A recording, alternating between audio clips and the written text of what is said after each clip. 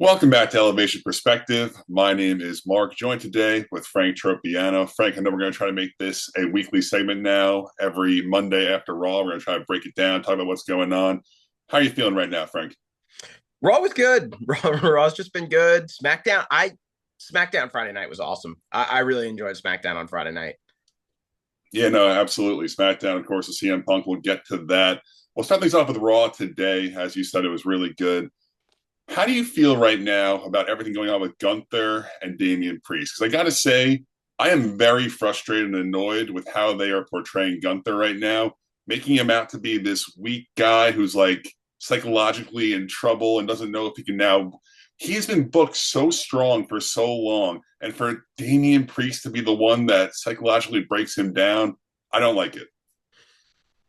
It is strange, right? That like they've had like this complete character change of like a few weeks ago, he was telling Bret Hart that his favorite wrestler was Goldberg, and then Goldberg was there and he was making fun of Goldberg. Like it is like really, really strange, It came the out of turn that he's nowhere. He just taken. randomly lost all of his aura with no explanation. It is strange. He does feel like he's less when he's cutting these promos. I guess that's what they want to make it seem like. I will say this: Damian Priest has gotten the best of him in every promo, has gone over in every like physical segment that they are, including today when he puts him through the table. You know, so Gunther's obviously going to win the match, right? Like I don't think that was ever really in question, but it is really strange the way that they're booking this one. Yeah, no, and I think Gunther is going to win the match. I think we all think that way. And sure, there's a way that you can make Priest look good out of this and hopefully keep elevating him throughout. But I feel like you are just hurting your world champion greatly in this build. Priest has come out of this looking better than he has post Judgment Day.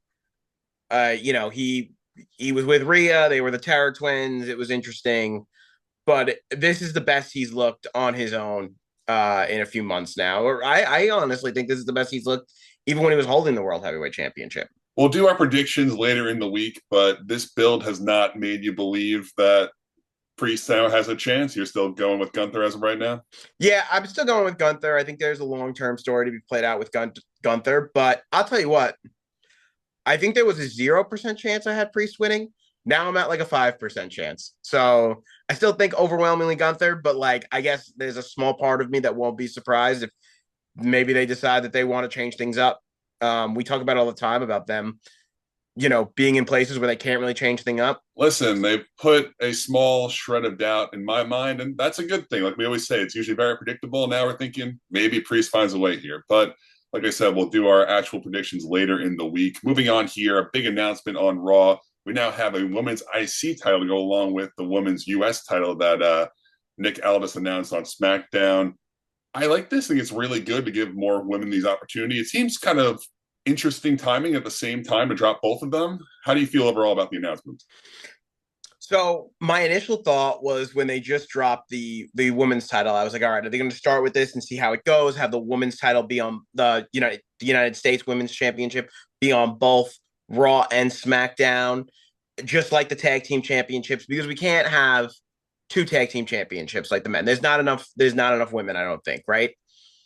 And then they add this one, and the only thing I'm concerned is do they have enough in the division to supplement these two belts? You know what I mean?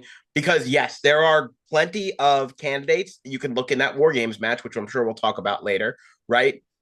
There are plenty of candidates to hold these belts, but are we going to be able to supplement them and give them the cycles that they need to be supported? That's really my question. And there are a lot of girls that I feel like we think of that are just widely thought about as underutilized. Like top of my head, you think of Zelina Vega. We should have more of Ivy Nile. We should have more ready at the top. But I worry and I fear that if everyone has a title, it's not important anymore. So it's kind of where you got to walk that fine line, and hopefully they establish this correctly. Like I think Chelsea Green's gonna do a phenomenal job. I'm hoping that she is the champion, the first one at least on the United States front. I think she'll do a phenomenal job having a belt, but I just worry now we're gonna have four singular women's champions along with the tag team, and I want it to matter. I think to go on the Chelsea Green point, I don't think she's gonna win the initial tournament. That feels to be the way Hunter like operates, where he's like, "I'll give you what you want, I promise, but I'm gonna dangle it out in front of you a little bit." So I do think she's gonna lose in the finals, and And as a heel, people are going to be very annoyed that the heel lost in that. And I think it's going to make for really good television. But she But came so close to winning the briefcase. This is she her. did. This is her She win did. now. This is the This the, is the payoff. this is good. I mean, look, either way, if she wins it or if she doesn't win it, I'm sure it'll be compelling. But yeah, I think back to Liv Morgan, where for the longest time we were sitting here going, "What's going on with Liv Morgan? What is going? Like, why is she not? There are only two main championship belts." So people like Ivy Nile, Chelsea Green, um, people that you mentioned, they can definitely be elevated by these championships. You're right, though. They have to do it right, and I think they have to beef up the division like just a little bit. They need to add a few more weekly names to the list. We'll stay in the women's division here. One of the big storylines, multiple big storylines on SmackDown was, of course, Jade Cargill getting taken out. There was that they kind of just flashed to her on top of the car, just looking destroyed. There's a lot to unpack here. I guess we'll start off with who do you think took out Jade? I love a good who done it. Truthfully, I do. I think that I don't know who took out Jade. The obvious answer, right, is like It, Bianca, it's too obvious. but it can't be. It can't be. I think that'd be a tremendous mistake turning Bianca heel, and also I think it's too obvious that it's her. I'll tell you what, you want a good first feud for Jade, like solo. I think we said it in the last one. We thought that it was going the way of Bianca Jade, right? But give me Bianca and Naomi to start. I don't think it's someone on the villain team. I think it's one of our heroes, you know? I think it's one of the faces. It's not one of the heels. And even Nia today was having the convo right before the main event tonight on Raw. And she goes, thanks for whoever took out Jade. Jade. Thank you. She goes, thanks to whoever took out Jade. And to me, it sounded like, or at least they made it seem like they really didn't know who took out Jade, you know? So I think it's a face. I will say that. I think you mentioned Naomi there. I think that is one of like the widespread possibilities on Twitter right now. If you finally pull a trigger there and you put a woman in the bloodline and you kind of make this into a storyline with Naomi, they're joining. It could be probably not Roman's because if she's a heel, she'll join Solo's bloodline. That could be a really interesting layer here. But I think just Naomi, like a singles on the surface, there's not a lot there. But if we put her into the bloodline, there could be something really there. Yeah, for sure. I think they've kind of been teasing. We've kind of been waiting for it. I don't think there's been a proper woman counterpoint to put on the other side of these storylines that would make it make sense. And so it'd be interesting to see if they could get that done because I'm, the bloodline is just really, really interesting and compelling, and it elevates people. So I'd like to see one of the women get elevated in that as well. So I was writing up the script here for the show, and my big question here was who is going to replace Jade. But as Raw ended, I think we probably had that answered for us. Of course, right now the team we have confirmed Bianca, Io, Rhea, and Naomi with that fifth spot in limbo. But now we're pretty sure it's Bayley. After she came out there, she helped out Bianca take out Nia and get the advantage. We're pretty sure probably on SmackDown they'll just give Bayley the nod. Yeah, I mean, I think that this is absolutely a no-brainer, you know. It looks like Jade Cargill is going to be out, not just for storyline. It seems like, and there's been no confirmation, and I don't have any like legit sources or anything like that. I just what I read on Twitter, the I'm hearing the pulse of the people, if you will. And it seems like she's going to be out for a few months. So yeah, I think for sure Bayley was the no-brainer here. Like unless you had a returning Becky Lynch or Charlotte or something like that, which they clearly don't, then yeah, Bayley's the consummate pro. We know she could put on the performance worthy of the performance needed for this match. Yeah, Bayley's great. We know that she's a great worker. I did jot down both Becky and Charlotte's name. I know you were thinking that. Right now, I'm thinking probably the Rumble for one of them and Raw on Netflix for the other one. I think that's probably when they're both going to come back. But of course, nothing's confirmed. It's all speculation. Yeah, it seems like Becky would be perfect for the Raw.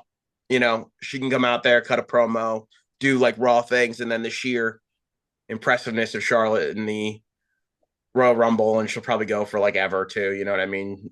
She could enter at number one, really hype everything up. But we'll do Rumble talk later. You know, we don't got to get into that right now. We'll stay on track. We'll try to at least with the War Games match. For the heel team, it is Tiffany, Nia, Liv, Raquel, and Candice LeRae. I think they've done an okay job here. I think they were getting a lot of scrutiny about how this was all really thrown together. It doesn't really make sense. The last week or two, I feel like they're doing a good job putting the pieces together. Yeah, it was like these two wrestlers who just wrestled, are they gonna coexist? And then it was like, yeah, they are gonna coexist, and they've done a good job. We talk about the suspension of disbelief. My disbelief is suspended. So, I have one um, critique here for you. I'll let you decide if it's a ridiculous critique or not. We saw a formula with the Judgment Day where they would come out. It was probably the same exact Raw formula for about 6 months or so. I fear and I worry. I love Rhea Ripley. I think she's amazing. They keep doing the same exact thing where her music hits. They show Liv Morgan's face, and she can't believe it. The person she's feuding with for the last year is there again. She just and I listen. I get it. Like it's mega babyface versus mega heel. She's supposed to act surprised. Rhea's a crazy, impending, empowering force, but we gotta do a little different.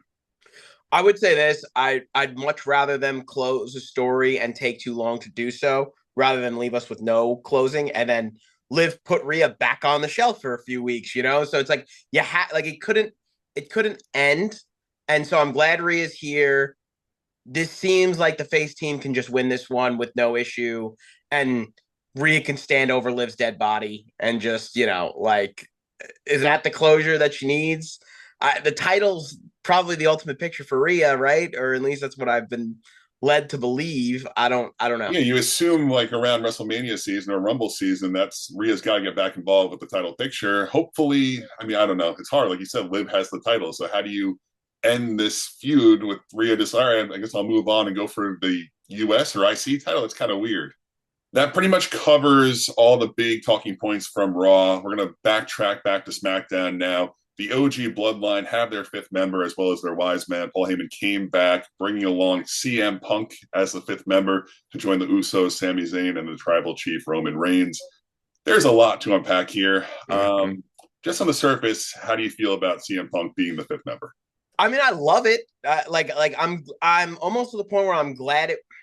As much as I would have loved to see Seth Rollins and Roman Reigns in a cage together, like a cage that's like this big, I think there's time for that. I think Triple H understands that story needs to happen. They'll play it out. They'll do that. This adds to the CM Punk Seth Rollins feud, right? Because he's now doing the thing that everyone thought Seth Rollins was going to be doing. So I think this adds a little fuel to that fire when they eventually wind up doing that. On the surface, I love CM Punk here in this spot. Truthfully, there's so many things going through my head though. I want to let you give your opinion before we really dive into all the signs and the fact that Paul Heyman was wearing the exact same suit as Solo Sikoa. But go ahead. Yeah, I almost even wonder if we should just save that all for the Bloodline for the War Games show because there's so many layers there. But I mean, like you said, Punk is awesome. It's a great pop whenever you see him come out there. I mean, there was, and I'm sure there's not anymore. There was a lot of real life beef between Roman and CM Punk. So like, I think the smart fans know that, and their stare downs are meaningful and impactful. They announced that they're going to have a kind of sit down on SmackDown. That's going to be must watch television, of course. I wanted it to be Seth. I thought, like you just said, I want that Seth Roman interaction. I live for that. That's my feud. That's what I want to see. And I get it, like you said, Triple H knows what he's doing. It's going to be a very slow burn to that probably WrestleMania match in 2-3 years, whatever it might be. WrestleMania 45. Yeah, once Rock is all done and Seth Yeah. can go back into the main event picture. But it's just it's great. It's CM Punk. It was great. It was really cool. It was pretty unexpected. I think for the most part, we were thinking like Seth, because whenever you see a situation like that and Seth Rollins being the I will never team with him, like everyone's like he's going to team with him. Like this is, Right. and his rival in Big Bronson Reed joined the other team, so it's like Seth is so obviously going to join this team, and it was a swerve. It was CM Punk. It's just really good too, and it shows the continuity of what they're trying to establish, which is the consistency. They're not pretending like things didn't happen in the past. I think you're right. I think in years past, Seth Rollins would have joined that team, and I think rightfully so. We would have been excited for that.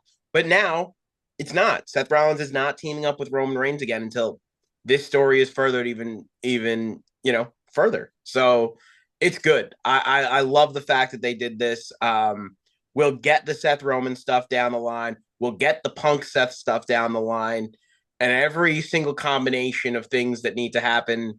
I just have more faith now than I ever have that they're going to happen. Before we do go though, Yeah. before we do leave it, I want to talk about Bronson Reed real quick Okay. because Bronson Reed looks phenomenal in that group. Yep. Just looks like he's supposed to be there. And we had this debate on like how big is Bronson Reed gonna get? How big is he now? This elevated him. This took him to the level that he needed to go. All of a sudden, the loss to Seth Rollins doesn't seem so bad. He got the win on Raw, and now he looks intimidating next to Jacob Fatu. Like intimidating.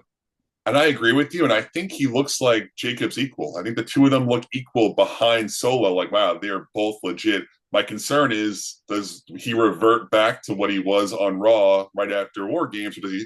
I don't know if he stays in the group. It's the Bloodline. I don't know if like they're gonna do it. But of course, Sami Zayn's not in the Bloodline either.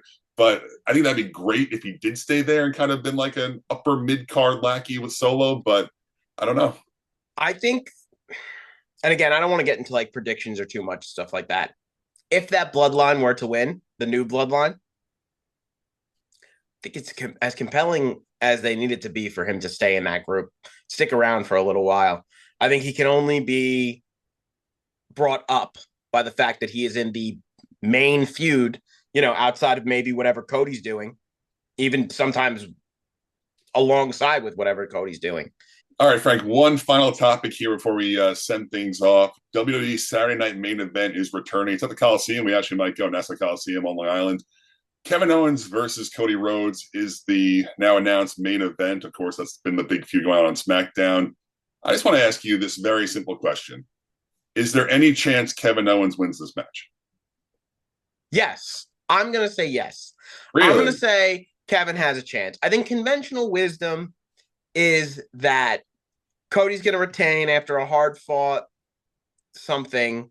Maybe Randy gets involved in some way. And so that way, I'm sorry. So KO again loses a championship match, but doesn't look weak in all of it, right? That's kind of been his MO. I don't think he's lost a championship match clean, but he's lost every single one of them. I just think back to the time that he got hit with the golf cart, like Roman hit him with the golf cart. Like like everything for that guy has just been he's been really protected in the losses, but he's lost so many. It's like time for him to win. I don't know. I want to say yes, that there is at least a small chance that Kevin Owens could win this match. And I texted you this earlier today. The only way I see Cody losing is if The Rock comes out and rock bottom. Like The Rock has to be a part or the reason why Cody loses the belt, in my opinion. Like that's the story that they keep on pushing and pushing. Maybe they sway away from Cody and go just strictly Rock and Roman. That could be a possibility, but it feels like Cody's still a part of all this. I wonder if it even makes sense though, from the Rock standpoint, right? Like, wouldn't you want Cody to have the belt so you could face him for the belt, right? If Cody's the guy, and look, Rock and Cody can stand up without the WWE World Heavyweight Championship. Like I'm They in, could. you know what I mean? They Like could I fight don't for the People's the Championship, People's the Rock's Championship, title. exactly. But it doesn't make any sense for The Rock to cost him that belt if he wants to fight him. You know what I mean? Because that's And I agree obviously going with to be you, for but the that's the title. only path in my head where Cody drops the belt. I listen. I agree. You know what? I'm a big KO fan. Oh I my. just love him, and I want to see him hold the championship. He's due. Him. We could talk about Sami Zayn too, but that'll be a different show. KO is so due. I just want to see. He deserves it. He's funny. He's awesome. I just want to see him win one. So I'm hoping that there's a small chance that he does. All right, Frank, do you have anything else for us to share before we sign off today? No, I mean I'm just excited for the weekend. I think it's going to be a great weekend for WWE. We are very excited for War Games on Saturday. We're going to come with our predictions probably either Friday night or Saturday morning, depending on logistics. We're super excited. Thank you for watching. Hopefully, everyone had a great time.